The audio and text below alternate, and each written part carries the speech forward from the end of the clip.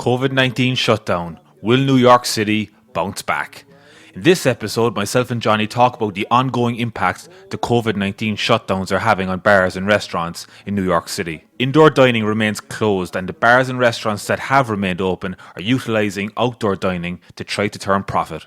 However, with the fall and winter months soon upon us and no blueprint coming from the Mayor's office to reopen for indoor dining, we ask if this will be the death knell for the majority of bars and restaurants in New York City. And with the lease signs gone up on the Long Hall Pub and Grocery on East 34th Street, Johnny, the co-owner, gives us an update on the future of the bar. Please subscribe and rate the podcast. This will help us grow our audience and ensure we can get more podcasts to you more often. So the breaking news, we've got breaking news about the Long Hall Bar on East 34th Street, Johnny.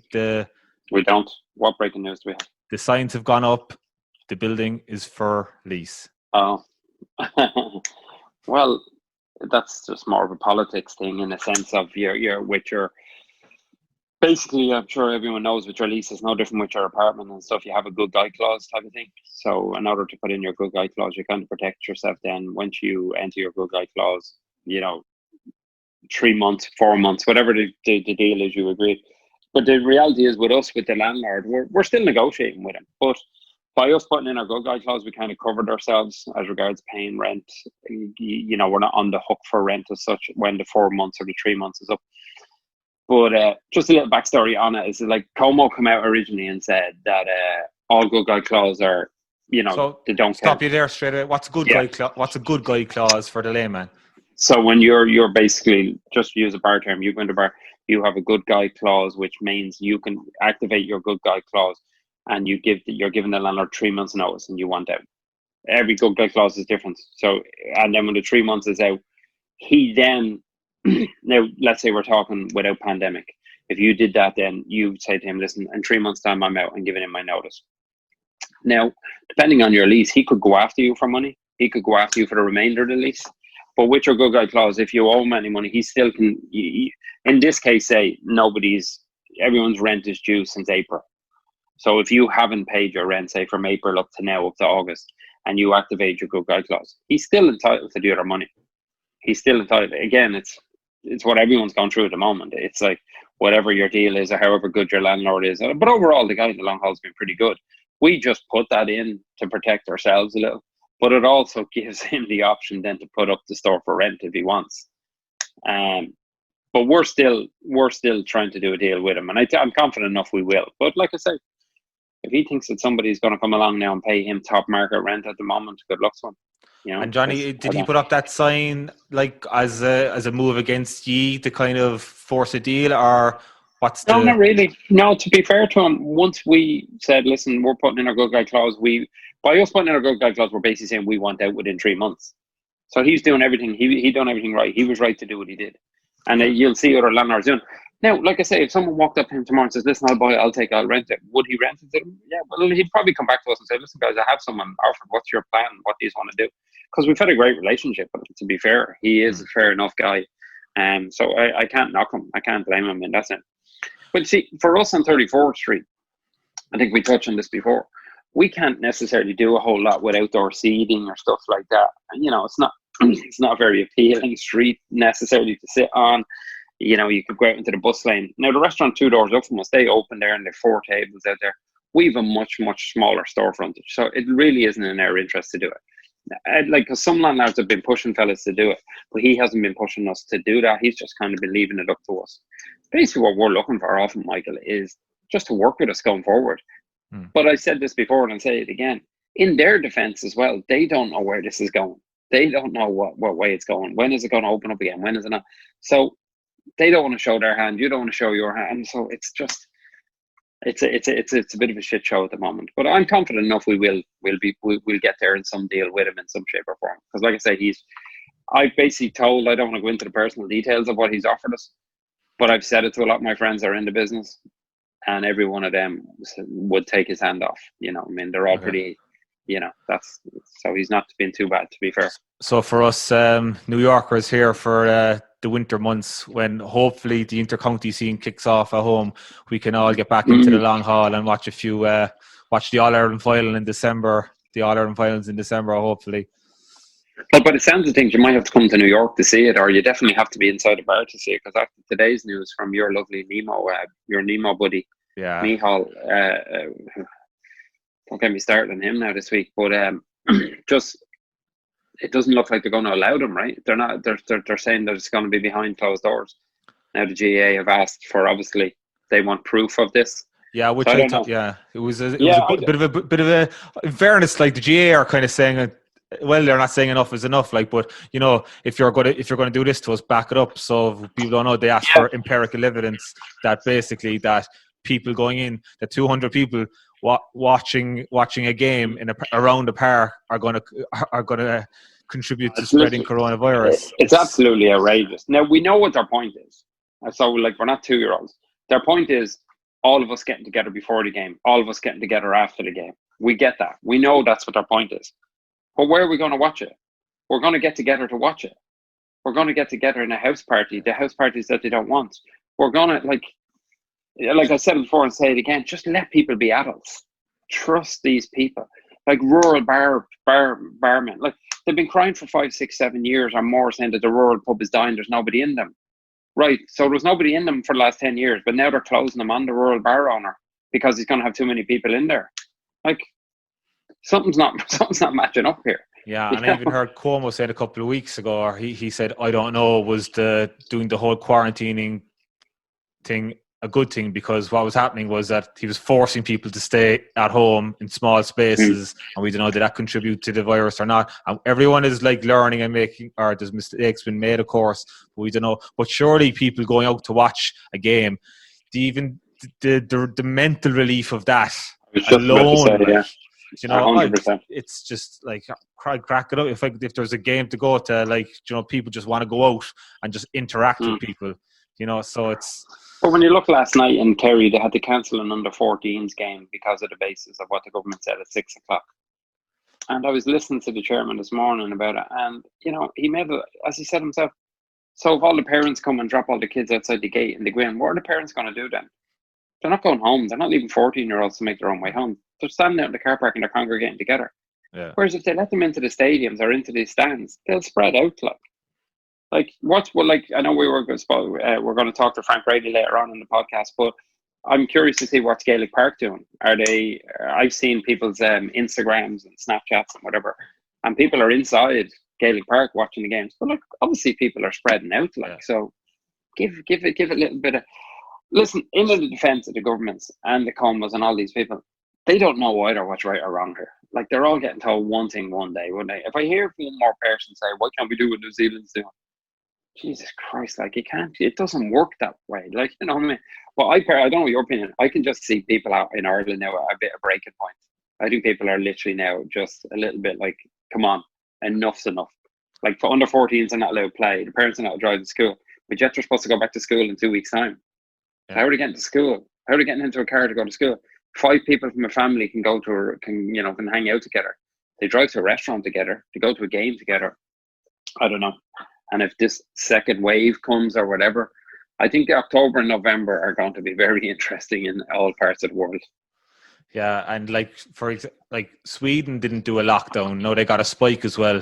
They got a spike. They didn't do a mandatory lockdown. There was restrictions. They kind of gave people the option, but it went up like everywhere else, and it went down again. And so, do the lockdowns work? And how much damage are we doing to people's lives or their mental health of people? But I'm doing stories there every day where I'm ringing up businesses, another business closed, it's struggling. And around New York here, they don't know what's going on. We're in phase 4 now of the reopening stage, and Cuomo originally said that it was phase 3 where you get indoor dining. So these restaurants have kept people on, they kept open, anticipating that in phase 3 they would have been able to let people come back in. I know they're at phase 4 and they just don't know where they stand. I talked to a guy yesterday, he owns a restaurant there out in Long Island City. He just kept going, and he said just like this they'll be told within 24 hours to open up. And he said just as a business person trying to navigate that is just, it's just, I mean, some people are just throwing that. There's no talk of it either, Michael, isn't there? You don't hear them saying, in Ireland there, they were leading them up to 48 hours beforehand. There doesn't seem to be any mention of when indoor dining is happening in New York. And I think that the little bit of signal that doesn't look good for us is when they're extending the outdoor seating till like say late October, and they're already coming out saying, "Oh, we're going to be doing it again in 2021." Like, is that their way of forewarning us? We're going to need outdoor dining in 2021. Are we going to be at that? Like, I'm up in Rhode Island, and since June they've been allowing 50% in. Everyone runs it really well. Not every restaurant has outdoor seating. I will say this: the one or two places that don't have outdoor as well as the indoor, they definitely are struggling. Like, I know that's stating the obvious, but the ones with the outdoor, they're relevant. Like, they're in your mind. Oh, we can go there, we can go there. But there's one or two places then that are renowned, really popular places, and they've probably 4 tables outside. They're packed inside. Now, I mean, I don't mean that they're doing nothing wrong. They're doing everything by the book. There's no sitting at bars. They've put the screens up. But without going into all that, how are Rhode Island allowed to do it and New York or not?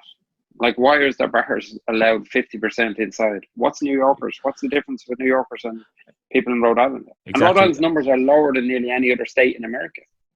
You know? Are they? And like, what people are just doing is they're going away on the weekends. Like last weekend we went up to Connecticut. It was just we just go somewhere else. Like, that's all people are going to do. And slowly the city is just dying. Manhattan is just a ghost town. And as we were speaking earlier before we came on, that like the sales, like the price of rent has just plummeted in Manhattan. It's amazing. And for you on the bar, Johnny, it's like, will the city, like, how long will it take for the city to actually recover from this? This is even before we get back on our feet and things start opening up. Like, has Manhattan been damaged so much that it's going to take a couple of years before they get back on their feet, or will it always rebound? Well, I think when you're talking to the landlords, from day one, I've been using the term a 24-month plan. It's a 24-month plan. Yeah, I'm stretching that out there to try get him to feel sorry for me for 24 months, as much as I feel sorry for him. Like, everyone's in the same boat. But where's the tourists going to come from? Major thing for New York. 2 million tourists every day was the numbers we used to always hear. That's huge. Hotels. But are we even at a stage? Do we even have a COVID? Is the COVID our biggest problem at the moment? Homelessness, drug addicts, God love them, all around the city. Hotels filled with homeless people and drug addicts. Like, this is nothing that we don't all see in the Post every day, the New York Post or the Daily News. People openly injecting on the streets and all. Like, the bars, some of the bars that are, not that they're open, but with the outdoor seating and stuff like that. Like, the homeless have walked into some of these places. Like, there's a bar in the West Village that I know. They have seats outside, but the door is open.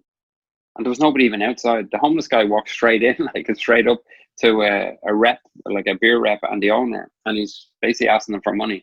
Like, God love the guy, but there's no, that would have never happened before. I've 20 years in New York. I could count on one hand how many times I actually seen homeless people walking into a bar, God love them, and asking them for anything. It was, if they asked to use the toilet at most and stuff like that, you'd left them to the best of your ability. But to answer your question, I do think it will. Like, I've been here for a few things. I know this is a whole new thing. Like, I was here for 9/11, and everyone said, "Oh, that's it, it's done." And I wouldn't mind. 9/11 had a mass exit as well. There was a big exit out of New York after 9/11. It really was, like. And then 08, obviously. But the rents you're saying in Manhattan, we're talking about going down. But if you look at Brooklyn and Queens, I think you were mentioned earlier on, they're probably going a little bit the other way. So people are not going that far away. And there's like 10 or 11 million people in Manhattan every day on a normal working year or normal working day any other year. So they weren't all living in Manhattan. So people are still going to come in. I personally don't buy this whole thing where people are saying, "Oh, everyone's going to work from home now." No, don't buy it. I don't think that's the case. I think people will be a little bit more work from home. I think people might work home on a Friday. They might work other days. Overall, I don't think that'll happen. And I think New York will bounce back. But I think the landlords need to get a help from the government, and then in turn the landlords help the tenants and stuff like that. So, but we will see a lot of business. And you have seen there's some well-known bars have closed, like Jameson, Lads and Jameson have closed. Like, I think Foley's there, a few of them around. But again, then people could be similar to us. Like, there's a guy sitting somewhere tonight saying, "Yeah, the long haul is gone." So technically, like, the landlord is trying to rent it. So, we all come under that bracket. As I said to you, Michael, I think I said it before. Sorry to keep going on about it here, but I think come January or February is when there's going to be a bigger shock in the bar industry. I think that's when you're going to hear. Because right now, the PPP loan money that people got, like I think we hit on this a bit earlier, you and I were chatting. Yeah. There's a lot of people that got that loan money was their payroll protection. They got that and they done what they were told with it. They were told, take your staff off the welfare, bring them back to work, open to the best of your ability. They done that. They brought them back. They're in there and they're working their ass off, like, and then they're paying. They took their staff. The bars still haven't opened, and most of that PP money on the first ballot of people that done that ended 2 weeks ago. So they're on their own now. So what are they to do now? So if they were doing to go drinks, or if they, especially some places that did it, they had no food. Like, they're really under pressure now. And there is talk of a second PPP loan, but a lot of other people that got it in the second round, a lot of them would have activated that now in the last 2 weeks, because they have up to Christmas to use that up. But what if the bars aren't open by then, and you use up all that PPP money?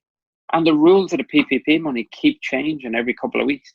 Now they're saying with the PPP, and again, this is just, it's not hearsay, but it has to go in front of the House or the Senate, and it's that you can use as much of the PPP money as you want for payroll, or use it within your, so it was supposed to be 60-40, so 40% went to all payroll, 60% went to utilities and to rent. Now they're saying use as much as you can for them two things, and whatever you've left over, you can take that as a loan and pay it back at 1% over 2 years. That's what it should have been from the start. That's brilliant. But I'm not knocking them. Again, it's all new to them. So that's good. But that is a good sign. If we can, again, you hear that from one guy, no, that's in now. Then you go and look it up. You'll ask the bank and you go, no, it is proposed, but it's not guaranteed yet.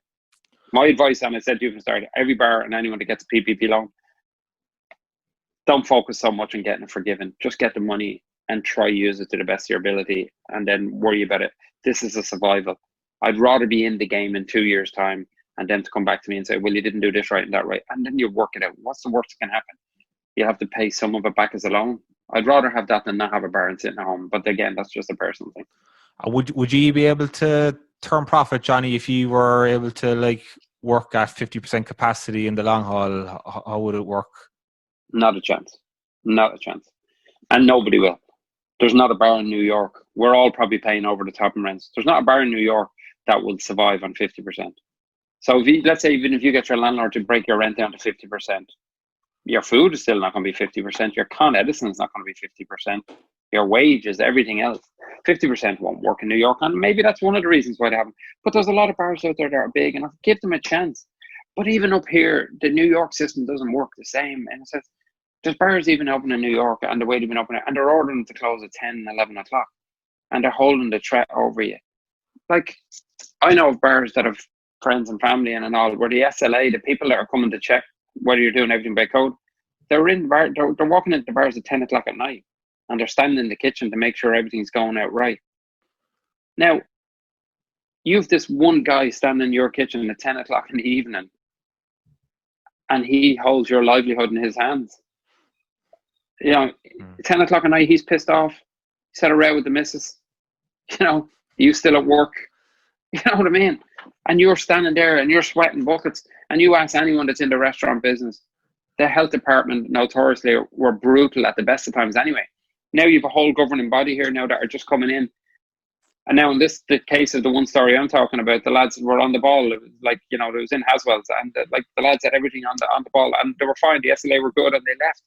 But the anxiety for the lads that were working there while them people are there, and here they are literally just trying to make a few quid at this stage to pay staff and hopefully make a profit, which is not happening in August in New York anyway. Of course, the dichotomy between the whole thing was a couple of weeks ago when we had streets packed of protests and everything, and they're trying to do their, that was okay, but you're trying to shaft a small business down the road who's just trying to pay bills, doing things right. I think that from talking to people on the phone there, of course, a lot of them are speaking off the record, but they're like, geez, they can do this, other people can't do that, and we're only just trying to help the economy, but it's so true. But it's very similar to Ireland, and not to go back to Ireland, but we are Irish and we're in America, whatever. But that was the exact same thing. They had no problem letting people do a protest right down O'Connell Street. Yeah. But then you have a whole, and the problem in Ireland is you have two different sections. And it's similar to here, but there's very few bars here. Nearly everyone maybe I'm wrong here, but the majority of them do have food. But why are you turning your back on the ones that don't? Like, let them police it as well. Yeah. Like, again, it goes back to the whole thing. People get it, and they bought into it. The majority of people have. Let them make an effort and let them do it. You have all these people, as you say, they're protesting, they're looting and all this type of thing. Okay, that wasn't right. We're not saying that they encouraged them to do that, but they didn't do a whole lot about that as regards. Yeah. And now you're telling people you can have, like, for our capacity in the long haul. People will laugh, listen to this when they've been in there for All Ireland and stuff. Like, I think we're 89 downstairs and 35 or something upstairs. Like, if they put us at 50%, you're wasting your time. Yeah. And the problem is now, the longer you've done it in New York and they've let it off, when they release it and let people start going to them, lads are going to want to meet in groups. Now, of course, don't get me wrong, they're doing what you're doing. But I have friends that have lived in the city, and they're every weekend now, couples and all, and they're just like trying to find somewhere to go. As you say, Connecticut, New Jersey, or up, this way or whatever. When the bars and restaurants open for them, it's been a long time for them. Like as I say, I've been coming up here since around June, and I've nearly forgot that it's not, because the norm up here is good. Why can't we have what they have in Rhode Island? Or look at Long Island and right in the Hamptons. Are the restaurants and bars open out in the island? As far as I know, they are. Well, I don't know, because I shouldn't say that, but it looks to be. The second they open, I'm going in. Like, it's just, it's people have had enough. I'm going in.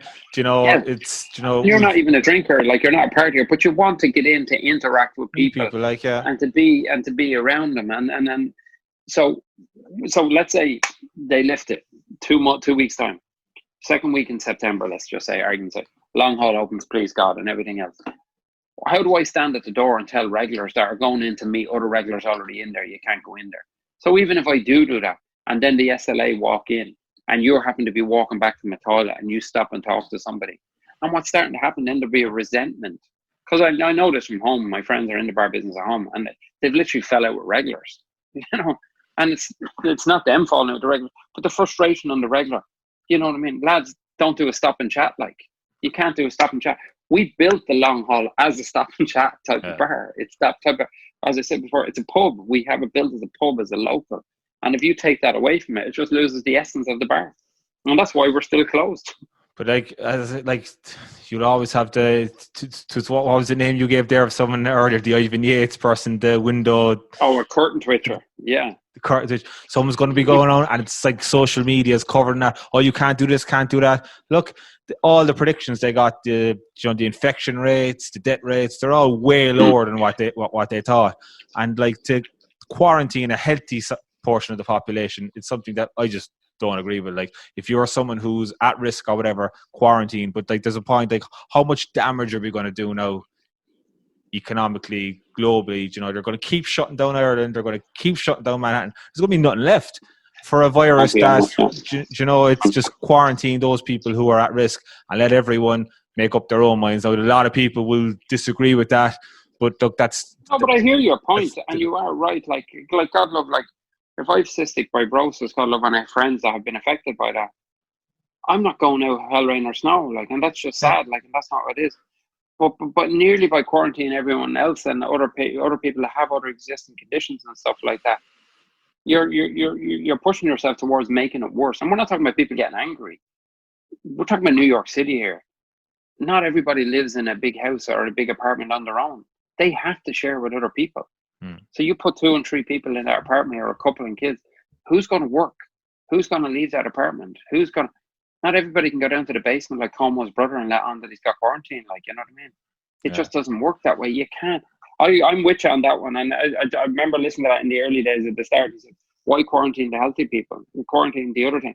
And I think it's a bit of a cop-out too, to be blaming the younger generation now. But you could see that coming. They were always going to blame the younger people. But like, if you really want to be like conspiracy about it, or even make it, the biggest mistake they ever made was telling young people they couldn't catch it. They should have lied. They should have said, yeah, teenagers and 20-year-olds, they're the most vulnerable. Don't let them get it. You know what I mean? Because I don't blame them. Can you imagine being in your mid-20s now in the summer, and you're stuck at home and living with your parents or something like that? You'd be like, you'd rather take the COVID than listen to your parents for 2 months. But You even take your chances. but people like who are out of work, like luckily myself and Laura were working through all this. I know you skedaddled up to Rhode Island and you were able to do that, but there's people who, people here and they're living on getting cash in hand here. What have they done for the last couple of months? I could only imagine what they're going through. And then to say, to keep it locked down, how long is it going to go on for? It's just, I would be really, if I was out of work, I'd be really pissed right now. Yeah. I wonder then when you look at people, then they're more vulnerable, like, people there, like we touched on it before about people, they're weighing up at the option of moving home, like, when you hear about Ireland, they're doing great things and they're doing this. Listen, everywhere that's doing great things, give it 2 or 3 weeks, their government will come out and say, we're doing this wrong, we're doing that wrong. It's just look at it around the world. From the start, I don't think there's never going to be anyone doing the great thing until they come out with something that's going to cure this, some vaccine or something like this.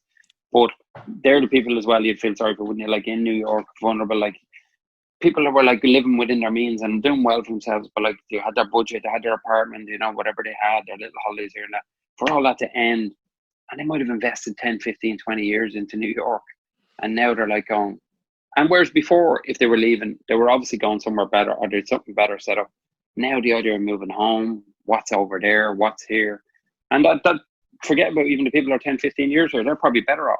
Like even yourselves, you are here, like 18 months? You've other people here, it's tough, like. 2 years next month. Did you ever weigh it up? Like, did you ever, as you say, you've been both pretty busy, but I'm sure there was times you were like going, will we, won't we, like, No, never for us. No, not a hope. That's good. Sure, yeah, that's good. But it was a long process for us to get here. Like, we were talking to Larkin the last time about the visas, and it was a matter of going back to college for me, then doing a year here where I was in and out of work, just hanging on. Laura was in a job that was tough, and then she went home. She was sent home with the visa, and then when it hit, we were like, we're after going through all this now. But there was no, like, what was I going to do? Can you imagine if that had been 2 months before and the visa thing was going on and the pandemic at the time?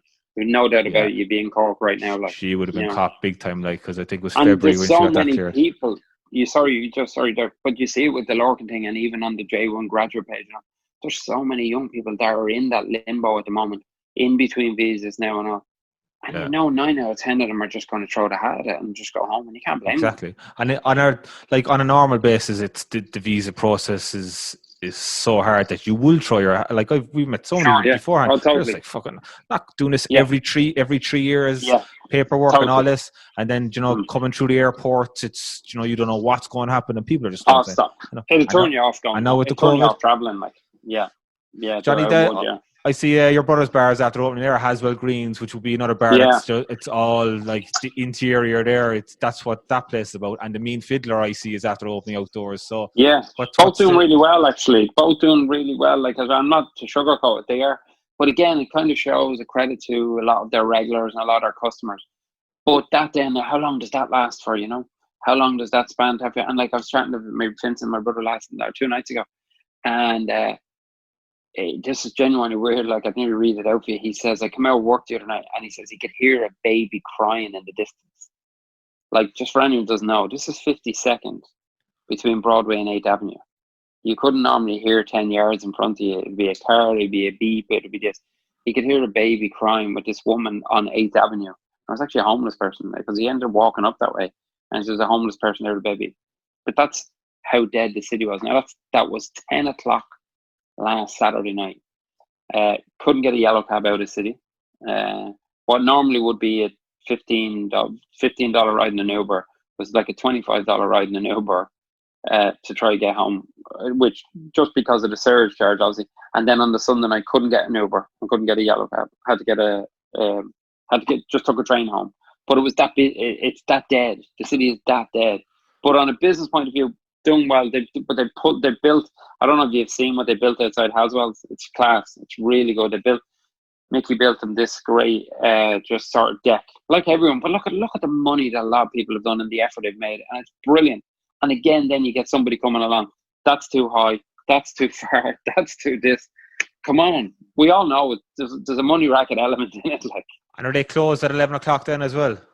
I think they're closed by 11 o'clock, yeah. So, why did they not choose the option of staying closed, Johnny, like you have, and open at, like, they're only opening out till 11 o'clock? Like, if you're anyone who's in Haswell's before, it's the night time is like, it's that 11 to 12 time with the music indoors is the real feature about the place. I know there's other aspects which are great. The bar is beautiful, it's great food in there, but that's when the party is getting on there. Like without I don't know the proper answer to it, because I don't want to quote, or I don't want to say something about other people. I don't know, but I would know Michael very well and Pat. Like, I've known the lads since I met her.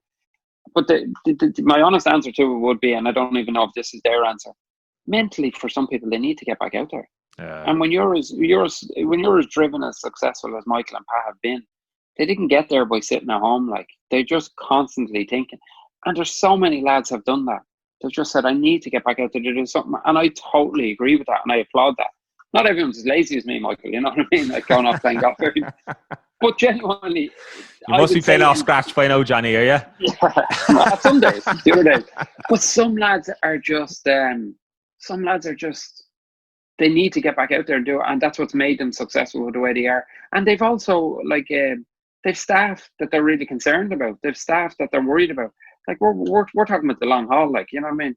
I could fit the whole long haul staff in this house here. Like, these lads are up in the hundreds, 6 places with that amount of staff. And again, if you've met Michael, but if you knew Michael and Pat the way they are, them lads would be more concerned about the staff than they would be about themselves. And I know, I can tell by Michael, I can tell by talking to Michael since they've opened, I can tell the difference in him. And it's not about financially that he'd be worried about, like, whether he's going to do 50 grand, 30 grand, 10 grand. It's something to get into the city for. It's the working mentality in him. But that said, I'm not saying that the lads that haven't opened aren't like that. I have a lot of friends that are equally as driven in the same way. And logistic wise, they just don't see it as making sense to them. They're in Midtown. There's nothing much going on. Like, the funny thing is, Michael, you always wanted a bar in a street with loads of hotels. There's streets there now with 4 hotels in it that have like 70% of people in them are homeless, and they're opening bars with outdoor seating on it. Like, if you just go down to 36th Street there or something, 35th and 36th, between like Broadway and 6th, or Broadway and 5th there or something, there's 3 and 4 hotels there. Like, I know Foxy has the Rag Trader, and he's doing really well, and he's working his ass off out there. But it's hard grind for the lads to be doing this. And then now you've this other like logistic to worry about, like homeless people coming up and bothering people sitting at the table. But someone did an article last week, I think it was in the Post or something, about like we need to get people back into the offices in the city to get people then out for lunch. And you know what? Everyone is great worldwide, and nobody would dispute this. It's not even an American thing, an Irish thing, and New Zealand thing. Everyone is great now with the service industry people. Like, they're over tipping, they're taking care of people, and because they miss it, and they miss that whole thing. But how do you get people back into the city and out for lunch, sitting outside on a street, eating lunch on a Tuesday afternoon? Are places even open for lunch? Not many of them are, Yeah, the New York Daily News actually shut down their I've seen that, in Manhattan. Like, so I don't know, you were kind of saying that you don't think that people will stick this at home thing anymore. I don't think companies will. To give that more clarity, what I think it was, I think that they'll eventually end up doing they'll end up doing big tax breaks and doing a lot of stuff to get companies back into the city, to get people in. Like, you and I, like, I have friends that are working in offices, and the 4 lazy lads that were in the office that were always bludgeoning and are always late. Are you telling me them 4 lads are home at the moment and they're being as productive? Not a chance. Not a chance. But I was like, for the Daily News, for myself being in the media industry, and when you're putting out, like, even like we just do website only, but when you're putting a paper together, you kind of need to be in that newsroom. And for them to kind of say, oh, we're going to do it from home. No, I don't know what I presume they're doing something like us now, doing Zoom meetings every day. Like, to make that call that they're not going to be together, or they're not going to have a media room or a publishing house anymore. That was a big shift by them. But look, we'll see what happens. Like, so people are reassessing everything. Our friend Jeff that we had on in our early days, me and you with Jeffrey O'Connor there, with when we were testing out our equipment. But Jeff is we won't release that tape. No. Wait till he gets married. Wait till Jeff gets married, and then we'll release it. But like, Jeff, who works for Pat Reedy Construction, and he told me now, I haven't spoken to him in the last week or so, but he was the only one going into the office there for a period of time. And he just felt himself at home. He was just nowhere near as productive. Yeah. He said it didn't matter. Didn't matter how many printers or anything I had from the office. It just couldn't get it. And then I've spoken to other lads that originally were loving it. and just saying now they just need that start of the day, to the shower, to run out the door, to get to the train, to get in, to get productive, you know. And with these lads in construction, you have lads in construction, you have other lads in the office, you can pick it. Now there's loads of pluses that I'm sure they'll tell me, and this Zoom one is a big thing. When lads have to go to a meeting on a job, that takes half an hour to get to it. They stand around talking crap for 20 minutes before they actually get to the meeting. Now you get a Zoom and it's done in an hour, you know. But I do think the city will come back. Like we have our second location is on 38 between 5th and 6th. And then Amazon announced yesterday about their 2,000 people going into that building, which is the old Lord and Taylor building. Again, when will that happen or whatever? But that's positive news for us that is going to come down the road. So that's the Westbury. That's the Westbury, Johnny, isn't it? So what are you going to do with that bar? So like, if people haven't been listening, you were just about to open the day before the day of the shutdown, was it?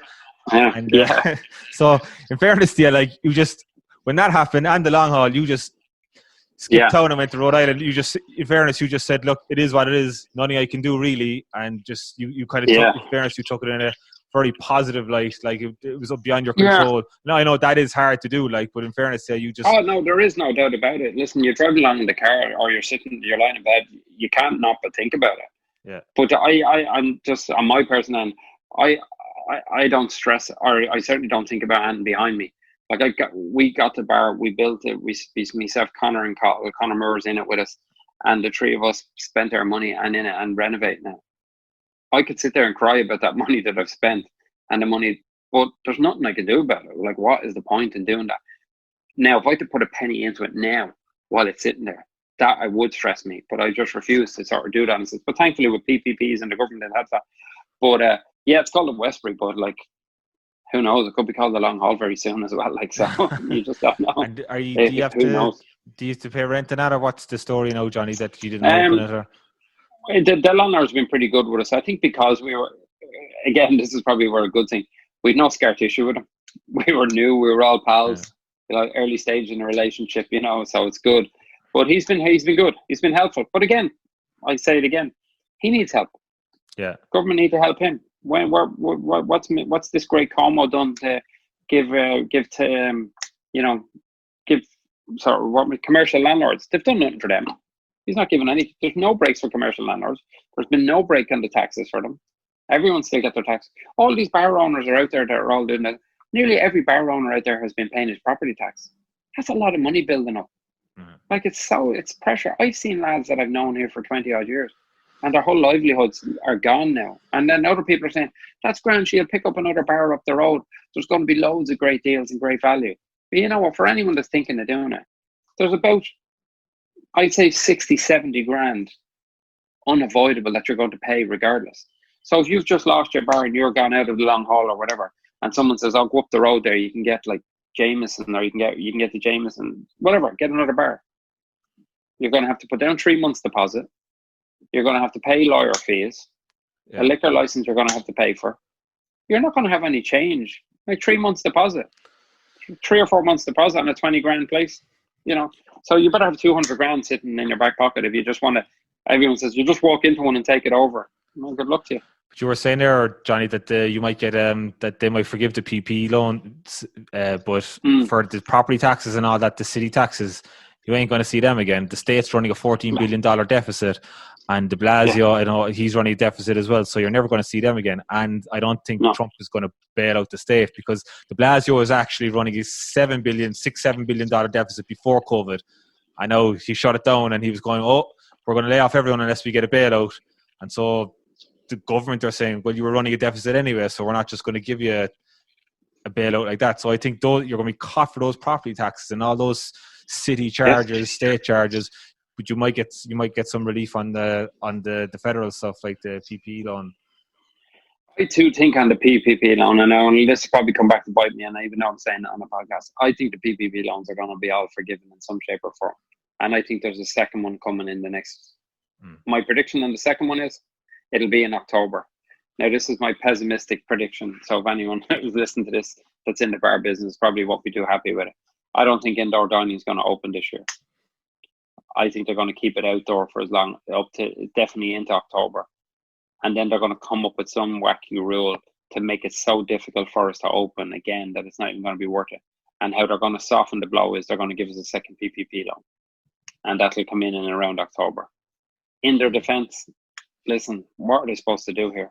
There's numbers spiking in New Jersey. There's numbers spiking here and there. Whether we believe it or not, but let's just say it is what it is. New York gets busy in the second week in September, and it runs like that through to Super Bowl, which is the second week in February. So that's your busy time for the bar business. Then you get your St. Patrick's Day, blah, blah. There's no mention of us opening. It's not even an argument every day. At least every day in Ireland, you heard them arguing about it and fighting about it.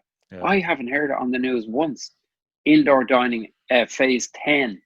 Even if there's no sign of indoor dining. There's no guidance at all, yeah. There's no talk of it even. There's no one, like, we're not even on the streets as bar owners. I'm not saying that's the answer, but you know what I'm saying? There's nothing. We're not allowed on the streets. That'd be too many of us together. But like, for people that don't, the infection rate is actually running at 1% here in the state. Yeah. So like, it's so low at the moment. And that's why. They're going to use that. Sorry, Michael. That's what they're going to use to tell us not to open. You know politics better than I do. This is a competition. And Como thinks he's great. Can he do any more sunbeds? You know what I mean? He just thinks this is all brilliant. So then he's looking great. Look at our numbers. Yeah, but look at us losing our livelihoods, losing our business. We're losing everything. This Manhattan. I used to joke and say, I wish Manhattan was a little like the 80s when you'd see them TV shows of the 80s. It's worse than the fucking 80s. It's worse than the 80s. Yeah, and the thing is, like, a lot of the deaths were from the nursing homes, and there was a bit of controversy. Well, there's a lot of controversy about that at the moment, that Cuomo sent actually positive COVID people back into the nursing homes. I know they're saying that it could be 11,000 people in the state died in nursing homes. So, like, you know, the state got a tax break whenever someone dies of COVID, right? The state gets a kickback. So if they find somebody, if somebody dies from COVID, they get a rebate or whatever you want to. I don't want to use the wrong word, but I know personally, like, of people that work in a certain industry who were found, and they found people that were dead, and they were told, yeah, just put it down as COVID. And they were, that wasn't COVID. Yeah, it is. Yeah, there's loads, and what you're finding is like 90% of them have underlying health conditions. And I saw some doctor say these people would have died from 4 other illnesses, and they just had COVID. There was a motorcycle crashes in Florida. Guys were dying in crashes, and they were putting them down as COVID.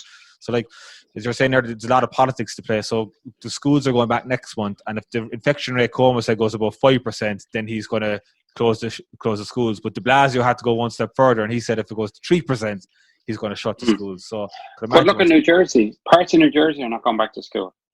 Like, majority of the people that work in Manhattan, not the majority, but a vast majority of them are from New Jersey.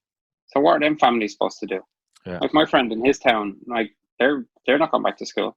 His kids aren't going back to school. So him or his wife are staying at home. Like, they're bunched. So I personally, we could do a 4-hour podcast of this, and everyone's probably heard too much of it already anyway. Nothing's going to change, and there's going to be fights, and there's bars, and there's loads of industries going out of business. And the other thing about it is, forget it, not even the bars. Our butcher is done. Our veg man is more or less, he's on his last legs. The ripple effect all the way down, we all know about that.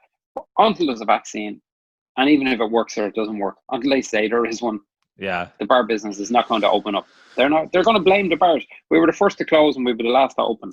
It's not going to happen. You're going to get a vaccine that's been rushed through, but like, a lot of people aren't going to take it. But it's going to do wonders for the stock market, because once 100%. They say it's going to go, and it's going to that bit of confidence is going to be good for you. And that's fine too, because then, to your theory, like as you're saying, letting the healthy get out. Once there's one out there, whether it exists or not, everything will lighten back up. You could have a bar full of people, and not one person in there got the vaccine, but to be all going, "Oh no, it's grand. There's a vaccine. There's a vaccine." Yeah. This is our AIDS. You can cut this in or out if you want, but this is our AIDS. This is the AIDS of the 2020s. Man-made, is it? Yeah, well, no, I wouldn't go that far, but at the same time, nothing that surprised me nowadays. So how's the golf game been going, Johnny? And you've been watching a lot of sports. I see that I haven't had the time to do, but you're keeping an eye on the golf. How's friend of the pod, Mr. Lowry, been doing lately? Yeah, Shane did great. He did. And when's he coming on? It's an amazing. Yeah. I'm not cutting that. Yeah. You got to get him on. I get him in the background. Yeah, last week, for people who don't watch it that closely, which a lot of people do, you gotta be amazed by these guys. Like, so the way that the numbers game works in the FedEx, like, so Shane was sitting on like 135 or something going into last week or something, and he needed to get to 125. So he's on the 18th hole, basically short term. He's on the 18th hole. He's about 140 yards out. If he doesn't get up and down, as in went up and down, if he doesn't get it in two from there, if he doesn't make a par on the last hole, he's out for this week. And he makes it and he gets up and down. Like, yeah, you can go on about winning the Open and winning these things. They're amazing achievements. Don't get me wrong. But it's them little things. Like, I don't know what that's worth to him in value and price. But just on a side note, when you're sitting on the golfing with the likes of Shane and Connor and stuff like that, I've got a really good insight this year and even over last year of the lifestyle of these lads. Like, and you know, everyone thinks it's great and it's this and all. Even without COVID, it's a difficult enough life at times. You know, people see it through Instagram, private jets and this and type of thing. Like, you think about it, Shane is in Florida since February, right? And him and his wife and kids are there. They're in lockdown in a city that they're not from, where they don't know anyone else. They're in a house in Florida.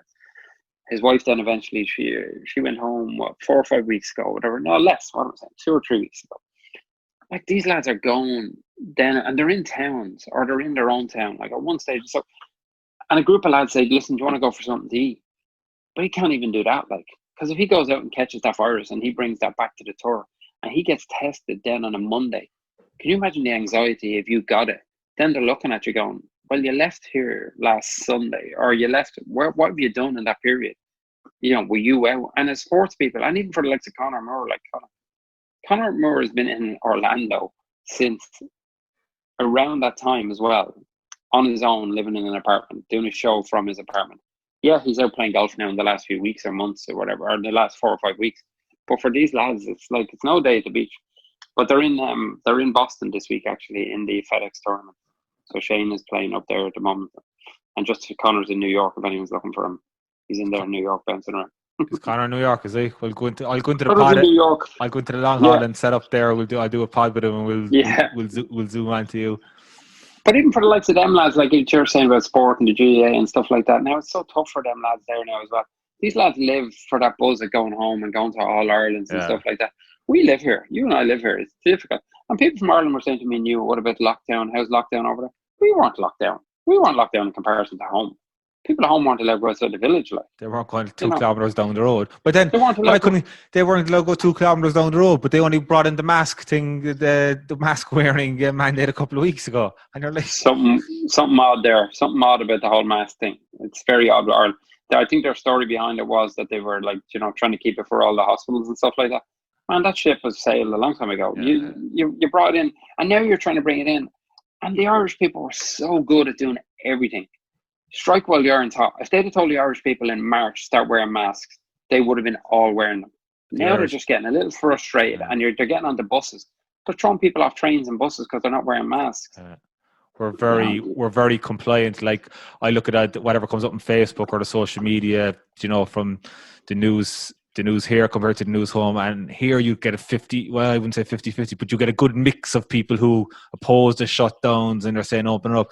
But I look at the ones in Ireland then with, some news will break and everyone is kind of like, we have to do this, we have to do that, and it's like, we have to go into lockdown. There's more of a, people are more rebellious over here in America. Like, I don't know, were you following the guys over in New Jersey, Johnny, the guys who own the gym over? So there's these 2 guys who own the gym, and the governor shut down the gyms, but they opened up and they did all their social distancing inside and the masks. And the governor then they got arrested. They they boarded up the gym. Cops at the state had to do it or whatever. Boys came back, broke down the doors, and they're back in there again. And I don't think the cops are touching them, but they've been on doing the news rounds there on Fox and CNN and all that. Like, it's gonna, like, I don't think you'd ever see that at home in Ireland. Like, but you've seen it. But they're pushing people at home now to a breaking point, I think. Yeah. Especially after yesterday. There's no clarity of certain things there, and I think it's very unfair. Like, how do you lock down 3 counties? You know what I mean? And not to just be a WhatsApp video and joke, but you have 3 counties locked down, and then you have a bartender climbing across the top of a bar in Dublin pouring Jameson into people's mouths, which also I think is exaggerated a little bit too. And that's back to the curtain twitters. Yeah.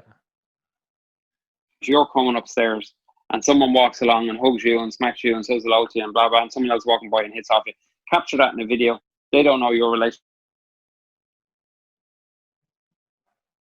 And then the thing, like, the bar was packed. Did you really need to be at that kind of crack as well? Like, But then people in Kildare are sitting there and they can't do anything. And Ireland's so strange. Like, North Kildare and South Kildare, like, they're worlds apart. Like, they really are worlds apart. You can't be like up as far as Kill and Johnstown, these sleepy little villages, and you're telling them that they can't go in and out. It's a suburb of Dublin. People in Kildare won't like to hear that, but it is, like, you know what I mean? Everyone that lives in these little towns in Kildare all work in Dublin. So if the guy goes to Dublin and he's coming back from work and he decides to go to a GA match and stand outside and blah, blah, blah, what's the difference there? I don't get it. Now, Johnny, as you know, I have many talents, but one of them isn't economics. But there's just one thing that I've been like from following politics down through the years, and I remember the last recession, like that there was a lot of bailouts and stuff, and after pumping so many $1 trillion into the economy here, that just, surely I haven't heard anyone talk about inflation or hyperinflation. Because if you're printing money on that scale, like, surely prices are going to go up even when things do get back to normal. Well, I think, just forgetting about even answering that in that way, 90% of the people that I know that are in the bar business, they just want to get back to work. Yeah. I know. Yeah. You know what I mean? In that sense. But you're right. We're going to pay for this. Yeah. Like, these PPP loans, the welfare, like, it ain't going to just... Yeah, employment benefits. And look at the market at the moment. The market's doing great certain times. It's like, but there's so many faults there. It's just like, something's got to give here. Like, where is it going to end? But, like, listen, just come to Newport. Everyone should just do what I did and just say, hey, listen, give me a shout when anything happens. Let me know and I'll be down. You know what I mean? I've never played so much golf, and I went sailing yesterday. What the fuck was I doing sailing? You have the hair for it anyway. Yeah. You know what I mean? I'm all over it, man. So are you, just to finish up, Johnny, are you waiting to see, you're just waiting on the nod from Cuomo on indoor dining and will you get back other than that, you're just sitting pretty, is it? Well, if he gets 50% at the moment, and I would gauge it off the GAA as well. If the GAA goes ahead, the demand to watch GAA actually would be greater now. But if I 50%, that's an absolute headache. In an ideal world, they give us 50% for October. Give us 2 or 3 weeks notice for everybody. Don't reverse it like they did at home and say we're going to be open on 1st of October. Every bar, I'd love to have 50%.